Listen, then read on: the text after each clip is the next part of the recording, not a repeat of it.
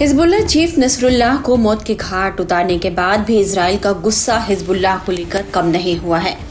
वह हिजबुल्लाह को मिटाने पर तुला हुआ है। बेरूत में इजराइल का ताबड़तोड़ हमला जारी है।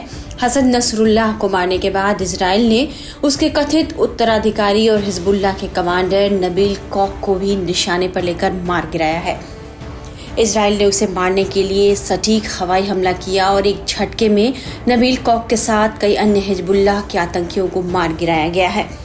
कौक सिक्योरिटी यूनिट का कमांडर भी था, साथ ही वह हिजबुल्लाह के कार्यकारी परिषद का अहम सदस्य था, जिस वजह से उसका मारा जाना इजराइल के लिए एक और बड़ी सफलता मानी जा रही है। एक सप्ताह से अधिक समय तक लगातार हमलों में मारे जाने वाला कौक हिजबुल्लाह का 7वां वरिष्ठ कमांडर बन गया।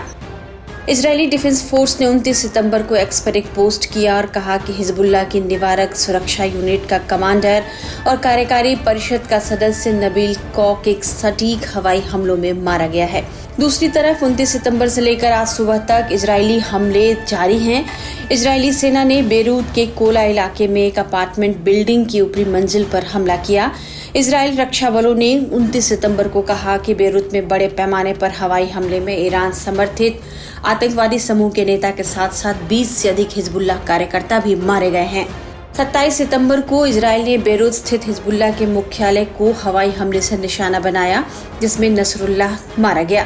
इजरायली सेना ने 28 सितंबर को इसकी पुष्टि की कि उसके हमले में हिजबुल्लाह चीफ नसरुल्लाह तो मारा ही गया है। इसके साथ ही दहिया उपनगर में हिजबुल्लाह के भूमिगत मुख्यालय में मारे गए लोगों में ये लोग भी शामिल थे। उनमें से ये नाम प्रमुख तौर पर शामिल हैं: अली कराकी, जो हिजबुल्लाह के दक्षिणी मोर्चे का कमांडर था; इब्राहिम हुसैन जजीनी नसरुल्लाह की निजी सुरक्षा इकाई का प्रमुख था; समीर तौफीक दीब नसरुल्लाह का सलाहकार था; अब्दुल अल अमीर मोहब्बत सबलीनी, यह हिजबुल्लाह की सेना का निर्माणकर्ता माना जाता है; अली नायफ अयूब, यह हिजबुल्लाह की सैन्य क्षमता को बढ़ाने के लिए जिम्मेदार था। IDF ने कहा कि जजीनी और दीब नसरुल्लाह के सबसे करीबी लोगों में से एक थे और वे इस तरह से आतंकवादी संगठन हिजबुल्लाह के कामकाज और विशेष रूप से नसरुल्लाह के बारे में जानकारी का एक महत्वपूर्ण स्रोत थे। इजरायली सेना के अनुसार हमले में बेरूत के दहिया उपनगर में भूमिगत मुख्यालय पर इजरायली वायुसेना के F-115 लड़ाकू विमानों ने दर्जनों बंकर को भी विस्फोट में उड़ा दिया है।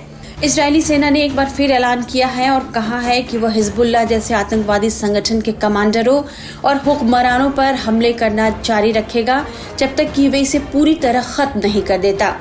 इजरायली सेना ने कहा है कि हर उस आतंकी को मारा जाएगा जो इजरायल या उसके नागरिकों को धमकी देता पाया जाएगा। इजरायल ने हिजबुल्लाह के ठिकानों पर पिछले 2 हफ्तों में अपने हमलों को नाटकीय रूप से तेज कर दिया है।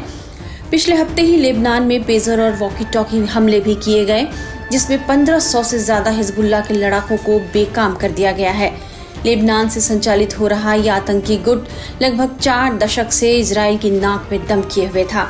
ऐसे में नसरुल्लाह और हिजबुल्लाह के कई अन्य टॉप कमांडर की मौत के बाद एक सवाल सबकी जेहन में है कि क्या अब हिजबुल्लाह का अस्तित्व खत्म हो जाएगा या हिजबुल्लाह फिर पूरी ताकत से खड़ा होगा और पूरे मिडिल ईस्ट में जंग की आग फैल जाएगी। इस सवाल का जवाब तो आने वाले वक्त में ही पता चल सकेगा।